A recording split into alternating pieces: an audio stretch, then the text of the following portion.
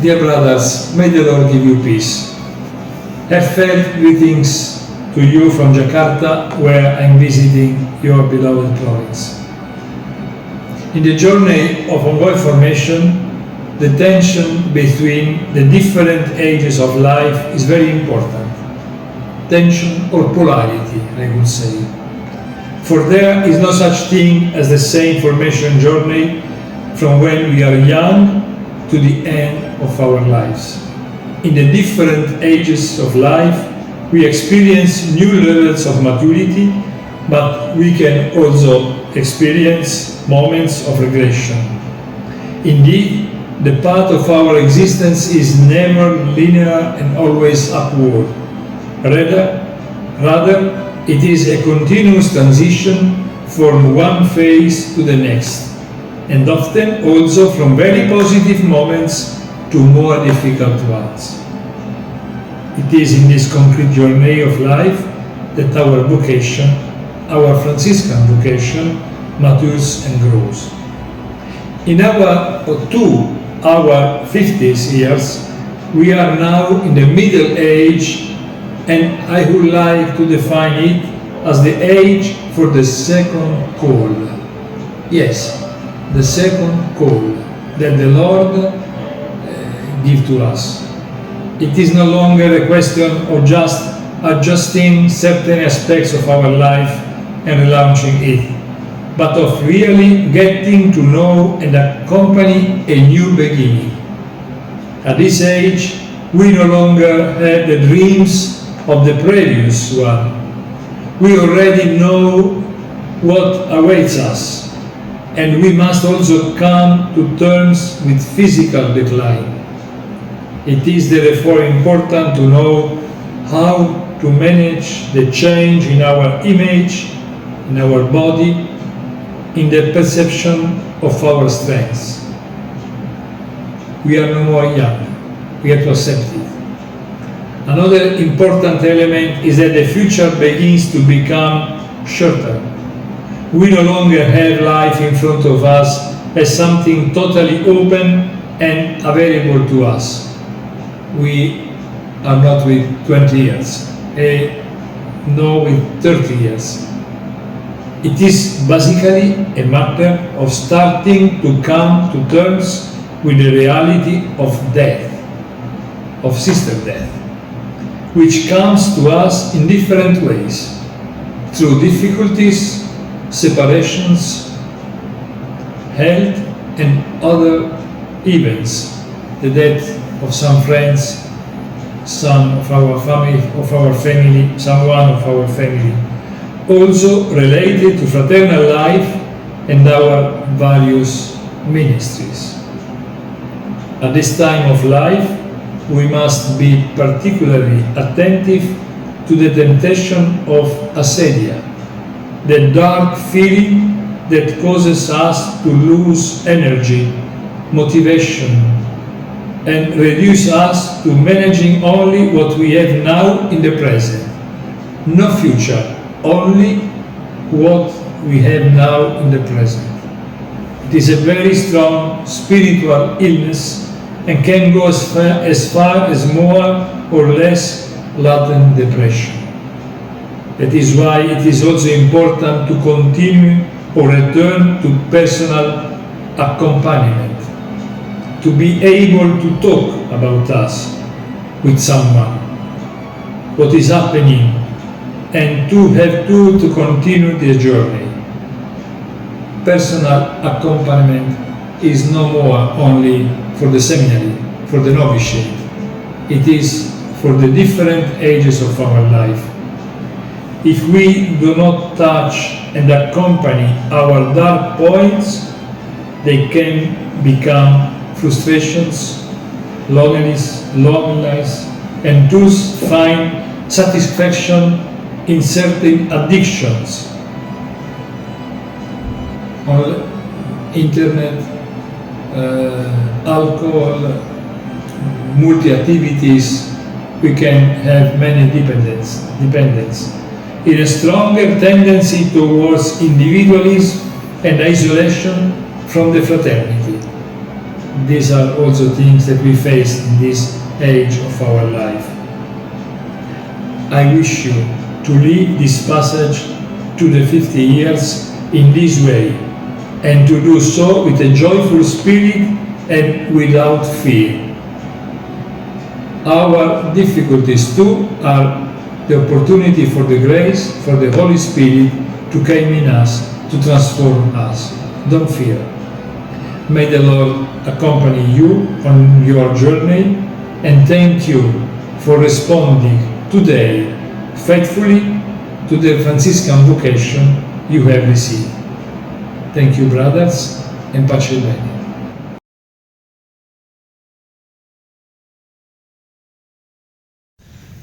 Selamat ketemu lagi saudara-saudaraku yang terkasih. Ya, ini saudara John Wong lagi ya.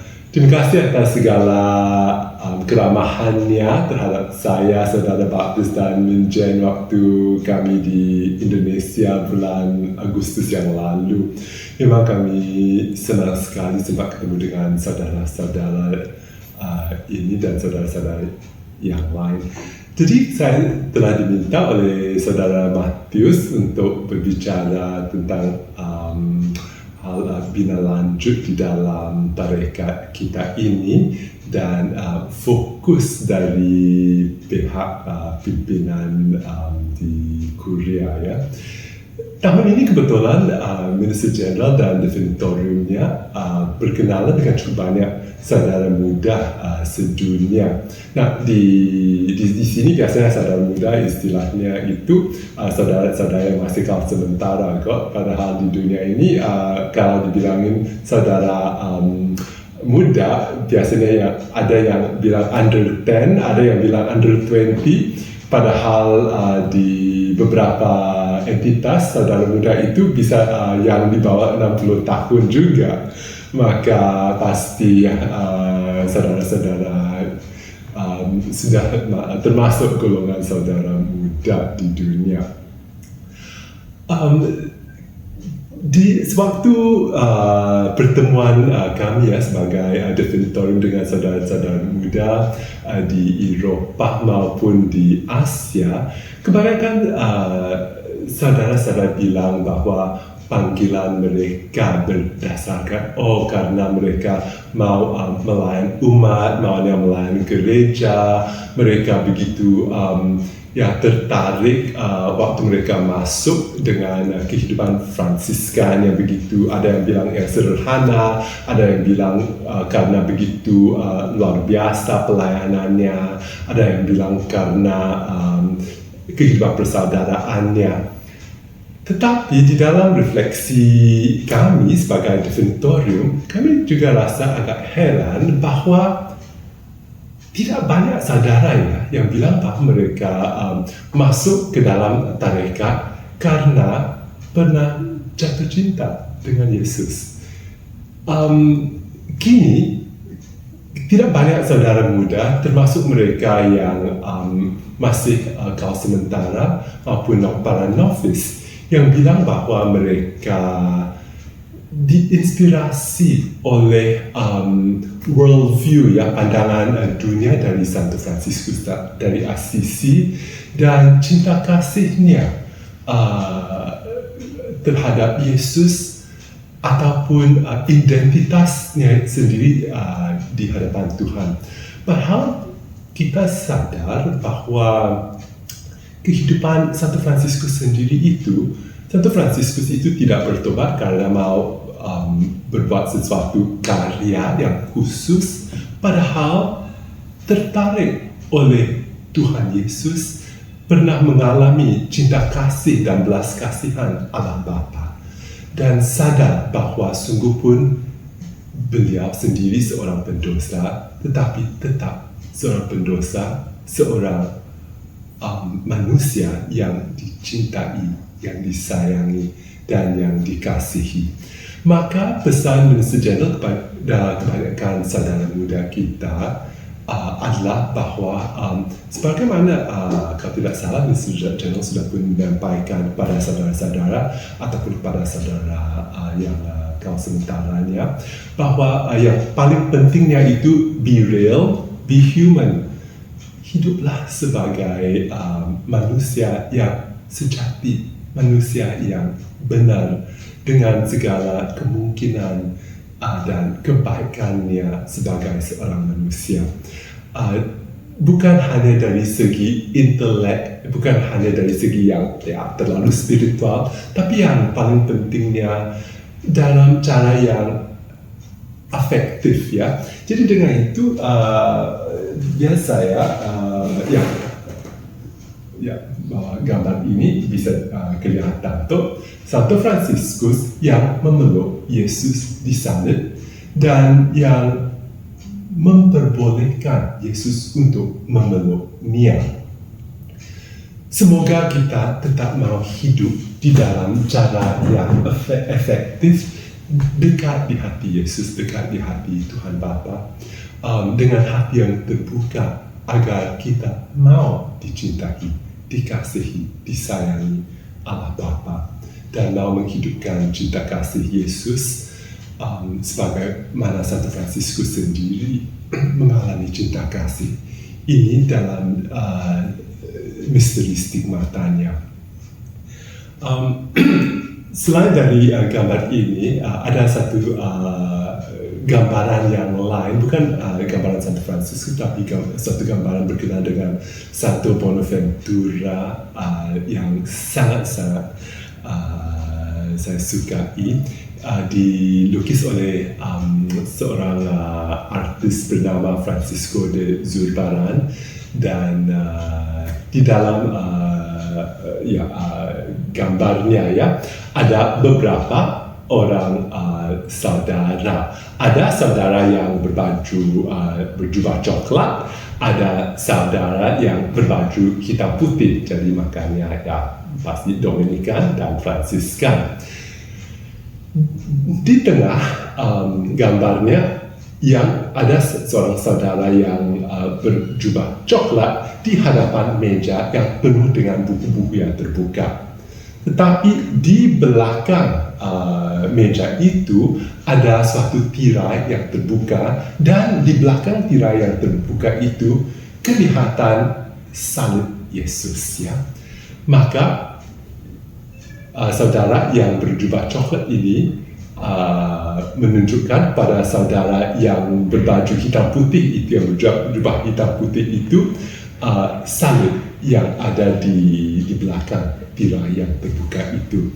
Dan judul gambar itu adalah St. Bonaventure reveals to St. Thomas Aquinas the source of his theology, yakni Santo Bonaventura menunjukkan kepada Santo Thomas Aquinas sumber teologinya, bukan dari buku atau bukan hanya dari buku, tetapi yang pentingnya dari relasinya dengan Tuhan Yesus sendiri.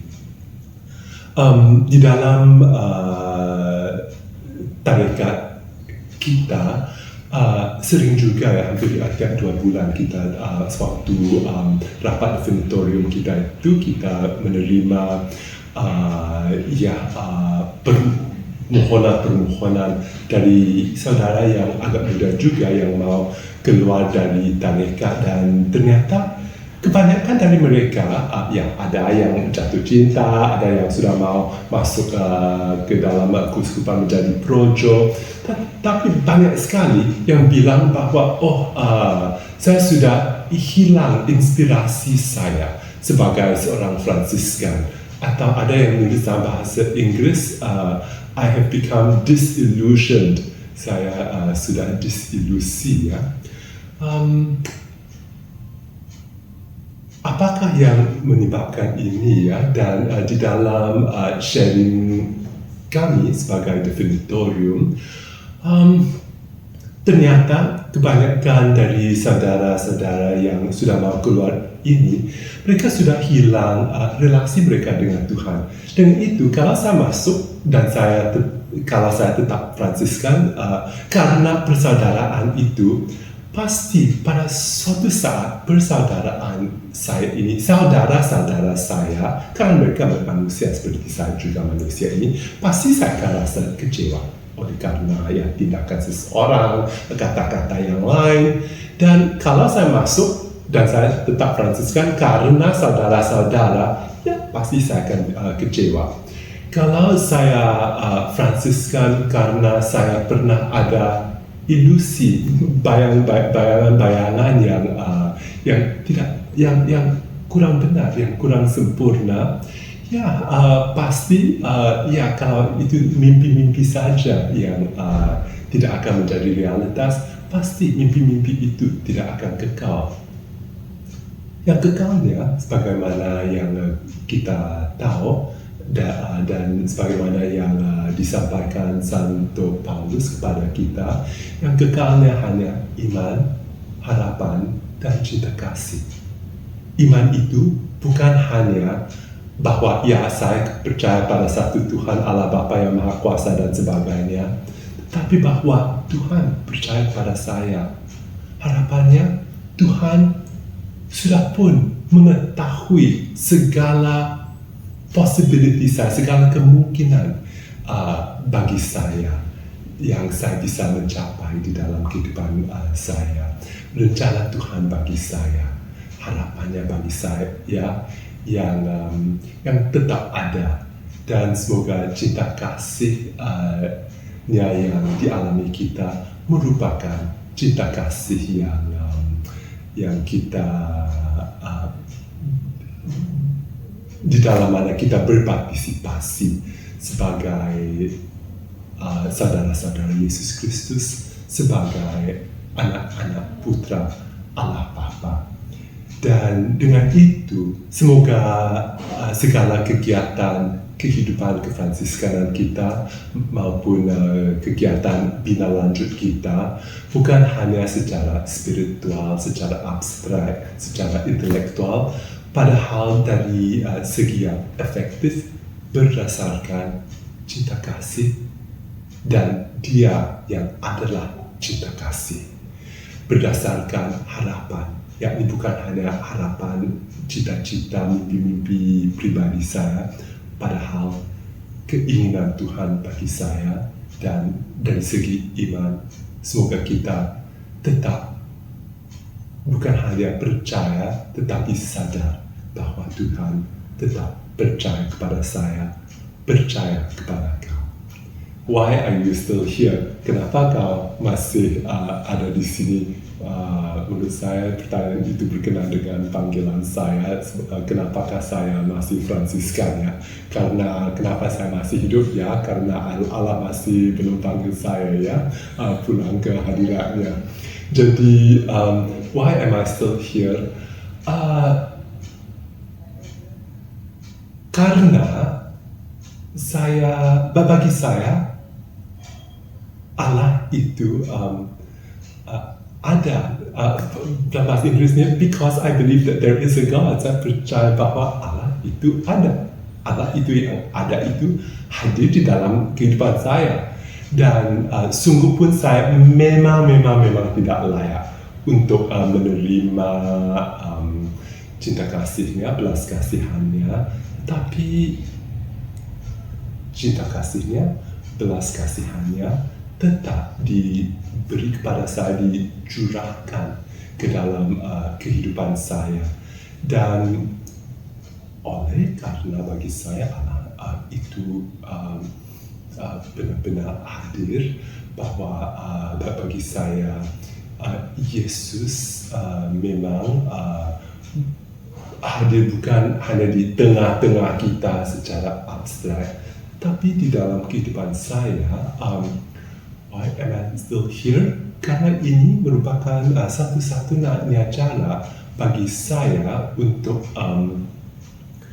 mengembalikan kepada Allah segala yang telah pun saya terima. Dan karena apa yang saya telah terima di dalam kehidupan saya ini, memang saya tidak layak menerimanya.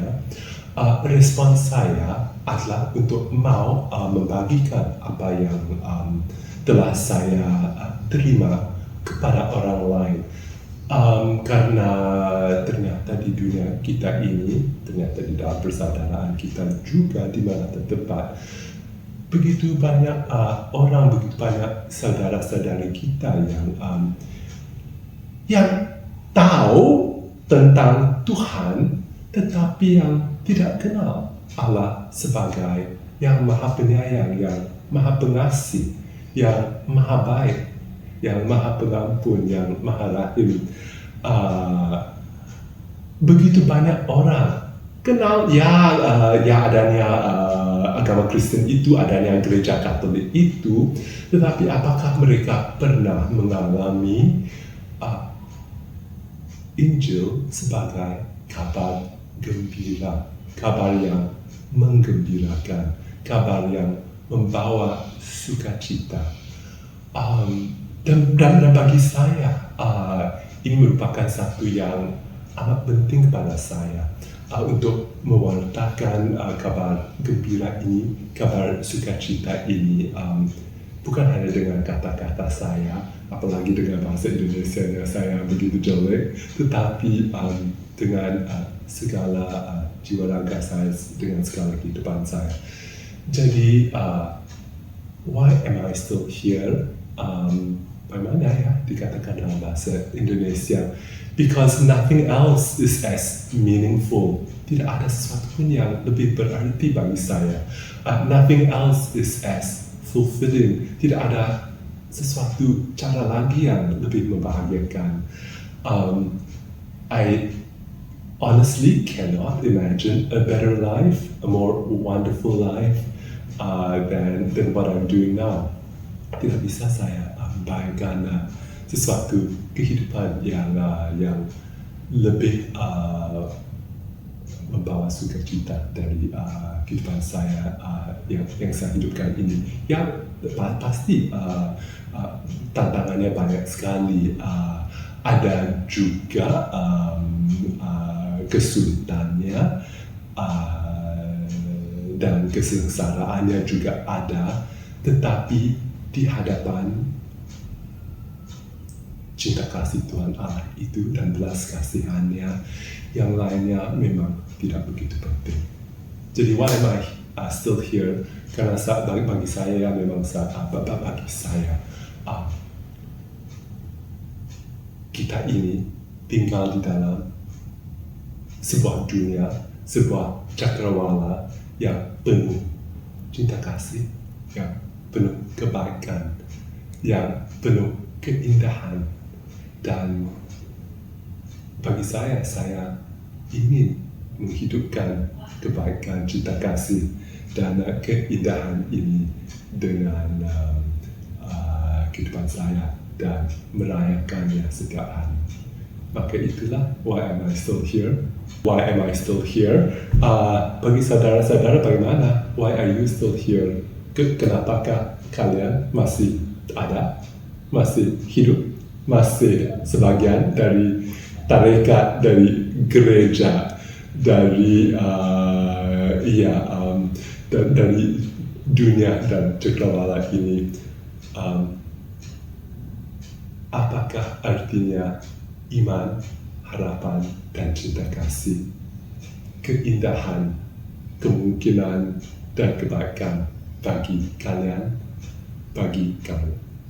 Berterusan dalam proses bina lanjut ini, semoga cinta kasih Tuhan memenuhi kehidupan dan karya-karya kalian, dan semoga kabar gembira bukan hanya apa yang ditulis di dalam Alkitab, bukan hanya apa yang dikhotbahkan kita yang begitu pintar berkhotbah dan berpidato, padahal semoga kabar gembira itu adalah kabar gembira dari kehidupan kita, kabar gembira dari keberadaan kita di dunia ini.